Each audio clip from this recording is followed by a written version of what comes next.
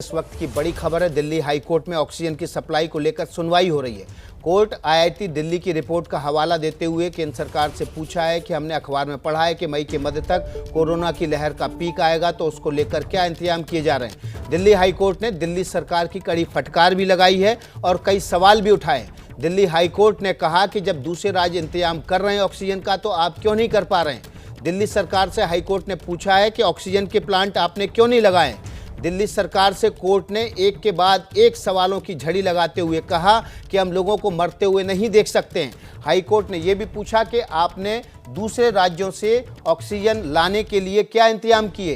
इस पर दिल्ली सरकार गोलमोल जवाब देती रही। हाई कोर्ट ने सुनवाई के दौरान दिल्ली सरकार की खिंचाई और कड़ी फटकार लगाई है।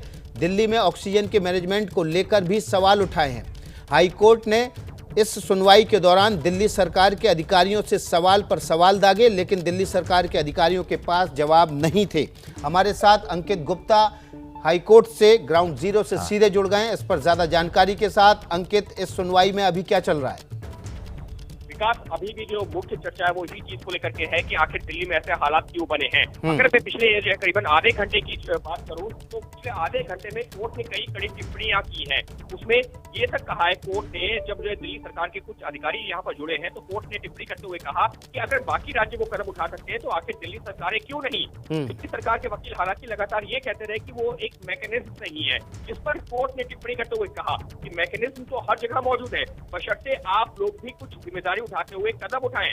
जब आप लोग ही ऐसा नहीं करेंगे तो बात आगे कैसे बढ़ेगी। इतना ही नहीं, अब जब केंद्र सरकार की तरफ से लगातार कोर्ट को बार बार ये जानकारी दी गई कि पूर्वोत्तर राज्यों में करीबन 15,000 मीट्रिक टन ऑक्सीजन मौजूद है, लेकिन उसके लिए जरूरी ये है कि दिल्ली सरकार भी कुछ कदम उठाते हुए रेलवे के साथ सहयोग करे और टैंकर रेलवे के माध्यम से वहां भेज करके ऑक्सीजन को मंगाए। जिस पर दिल्ली सरकार के वकील लगातार ये कहते रहे कि हमारे पास में ये टैंकर मौजूद नहीं है। और करीबन 5 से 7 मिनट पहले दिल्ली सरकार के वकील ने कोर्ट से कहा है कि हमारे पास तो टैंकर नहीं है, हम केंद्र सरकार से लिखित में अपील करने को तैयार है कि हमारी मदद की जाए और टैंकर्स का इंतजाम किया जाए। जिस पर केंद्र सरकार के वकील ने कहा कि दिल्ली सरकार अगर आज ये बात कर रही है तो पिछले 3-4 दिनों से उसने केंद्र से क्यों नहीं कहा। अगर पहले कहा गया होता तो शायद आज दिल्ली में ऐसे हालात नहीं होते। तो विकास, पिछले करीबन 2-2.5 घंटे में जो सुनवाई हुई है, आज का पूरा जो है, अगर हम ड्रग्स की बात करते हैं तो यही रहा है कि केंद्र लगातार ये कह रही है कि ऑक्सीजन की कमी नहीं है,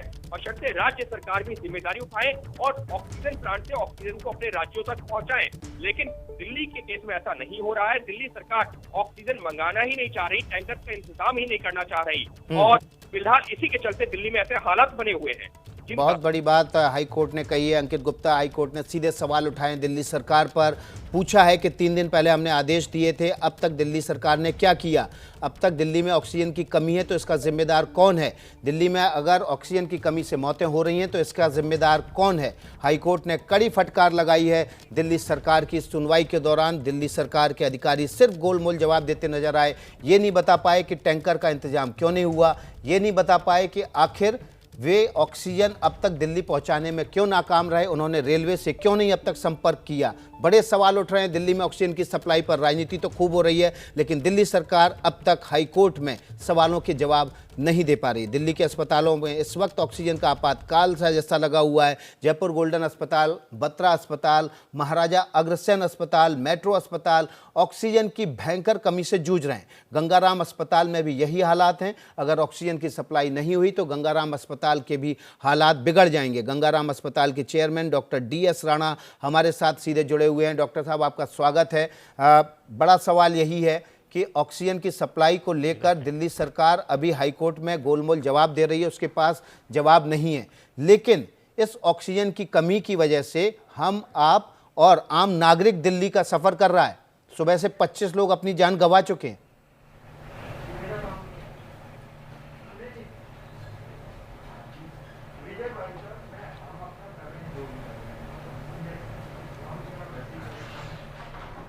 डॉक्टर राणा, आपको आवाज़ मिल रही है?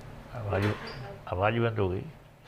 डॉक्टर राणा से हमारा संपर्क टूट गया है। जी राणा साहब, बड़ा सवाल ये है, सुबह से 25 मरीज ऑक्सीजन की कमी की वजह से जान गंवा चुके हैं। आपके अस्पताल में भी ऑक्सीजन की कमी है। क्या दिल्ली सरकार के अधिकारी आपसे संपर्क में हैं ऑक्सीजन की सप्लाई को लेकर? हाँ, वो तो हमारे संपर्क में नहीं, हम उनके संपर्क में हैं और उनसे बार बार पूछ रहे हैं कि ऑक्सीजन दो। अब उन्होंने, अब पिछले 12 घंटे की बात बताता हूँ, 12 बजे, रात के 12:30 बजे उन्होंने हमें सिर्फ आधा, हाफ 500 क्यूबिक मीटर के करीब ऑक्सीजन दी थी, जो कुछ भी नहीं, जो चरनामत की तरह थी, उससे हमारा ऑक्सीजन नहीं चल सकता था। उन्होंने फिर बाद में एक ट्रक आया, उसने 1.5 थाउजेंड टन दी और अब 12 बजे जब पूरी ऑक्सीजन खत्म होने वाली थी तो 11:30 बजे एक और आया। ये जो ऑक्सीजन है ये सिर्फ अगले 2 घंटे तक मैक्सिमम चल सकती है, खिंच खचा कर, यदि जितना भी इकोनॉमी करेंगे हम। प्रॉब्लम हमारी और है, हमारे पास यदि 3000 क्यूबिक मीटर तक रेजरवायर नहीं है तो हम वेंटिलेटर नहीं चला पाएंगे। वेंटिलेटर नहीं चल रहे हैं, हम रात के 12:30 से अभी 1:30 बजने वाला है, हम वेंटिलेटर जो है वो मैनुअली चला रहे हैं और ये मैनुअली कब तक चलेंगे? और जब ऑक्सीजन खत्म हो जाए तो मैनुअली भी कुछ नहीं कर सकते हैं। इस चीज़ को हम दिल्ली सरकार के अधिकारियों को बता चुके हैं। अब तो उन्होंने कहा था कि हमने कल बहुत अच्छा हो गया था, थोड़ी देर पहले दिल्ली हाईकोर्ट में सुनवाई चल रही थी डॉक्टर राणा, तो वहां पर दिल्ली सरकार के नोडल ऑफिसर हाईकोर्ट में नहीं थे।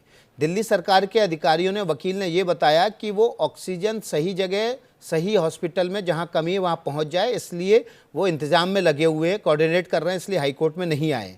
क्या दिल्ली सरकार के नोडल ऑफिसर आपके संपर्क में हैं? अच्छी बात है,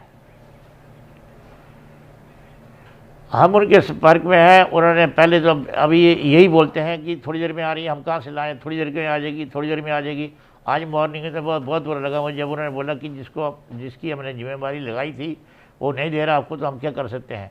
उन्होंने लगाई थी कि आइनॉक्स जो हमारा रेगुलर डिस्ट्रीब्यूटर है वो हमें 9000 क्यूबिक मीटर डेली देगा, तो हम जरा खुश थे कि अब इससे जरा ठीक हो जाएगा। आइनॉक्स ने कल सारा दिन सप्लाई नहीं की कोई भी, और उसके बाद आज सुबह 1.5 थाउजेंड टन दे गई, और उसके बाद हमको अप्रोच कर रहे हैं तो टेलीफोन नहीं उठा रहे हैं।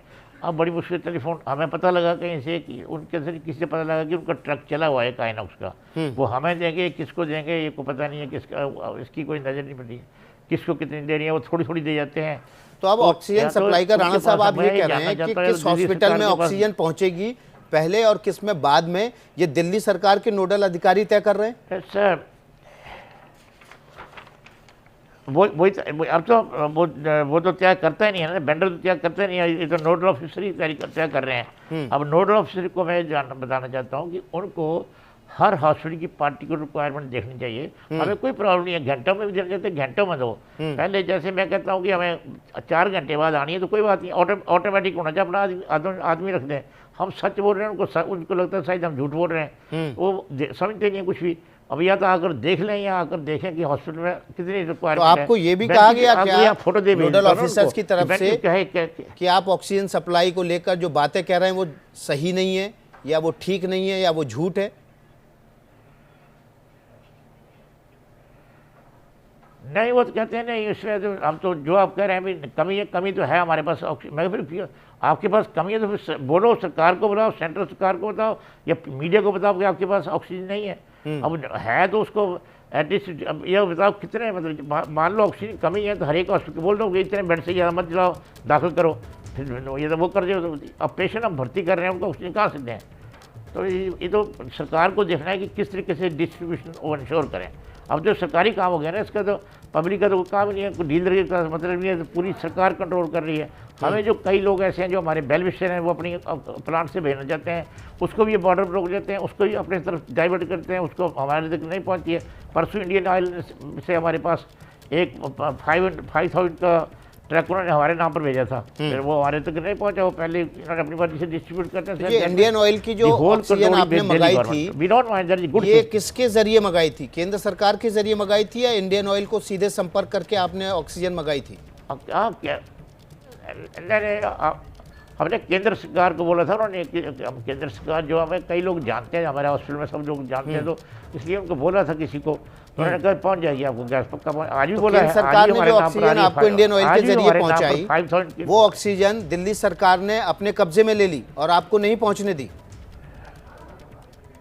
हाँ, वो नेचुरली वो दिल्ली सरकार ने मतलब अपने सब उन्होंने डिस्ट्रीब्यूशन अपने हाथ में ले लिया है। ठीक है, मैं डिस्ट्रीब्यूशन अपने हाथ में रखे हैं, पर डिस्ट्रीब्यूशन फिर इंश्योर करें कि ऑक्सीजन मिल रही है।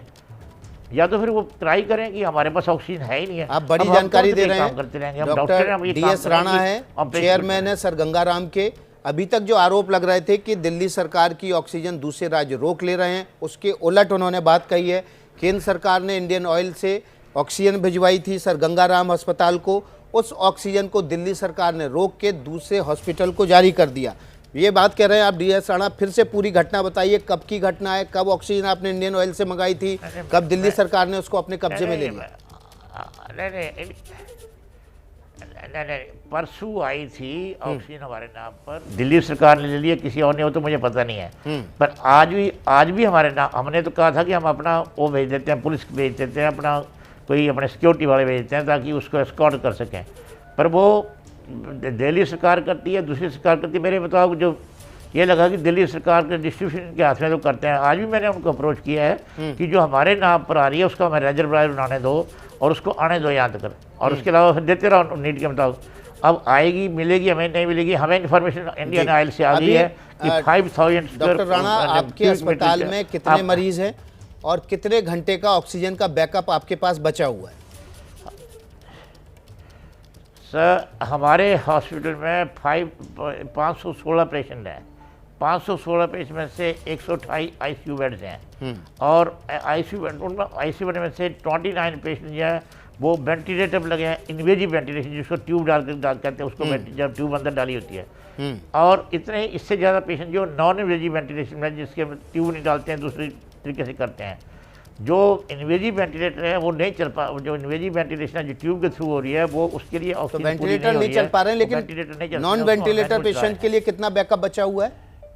नहीं, चला रहे हैं हम, नहीं, वेंटिलेटर हम चला रहे हैं, हम उनको पेशेंट को जिंदा रख रहे हैं, पर अब हम मैनुअल तरीके से चला रहे हैं। वो उससे बहुत मैन पावर लग रही है, और हम कैसे करेंगे गुजारा इस तरह, और वो भी खत्म हो जाएगी। जब वो ऑक्सीजन खत्म हो जाएगी तो 29 पेशेंट तो डेथ हो जाएगी, ये तो मर जाएंगे, नहीं बचे जी। जब ऑक्सीजन। बहुत बहुत शुक्रिया doctor DS Rana ABP news से जुड़ने के लिए। डॉक्टर DS राणा चेयरमैन थे सर गंगाराम हॉस्पिटल के। उनका कहना है कि उनके पास तकरीबन 516 मरीज है, जिसमें से 128 ICU पेशेंट है और 29 वेंटिलेटर पे हैं। अगर जल्द से जल्द ऑक्सीजन की सप्लाई नहीं की गई तो ये मरीजों की जान पर बन आएगी। उन्होंने ये भी कहा कि दिल्ली सरकार के अधिकारी उनको ऑक्सीजन टुकड़ों में भेज रहे हैं। उन्होंने जो केंद्र सरकार से ऑक्सीजन मंगाई थी वो भी रोक के दूसरी तरफ डाइवर्ट कर दी गई है। ABP न्यूज़ आपको रखे आगे।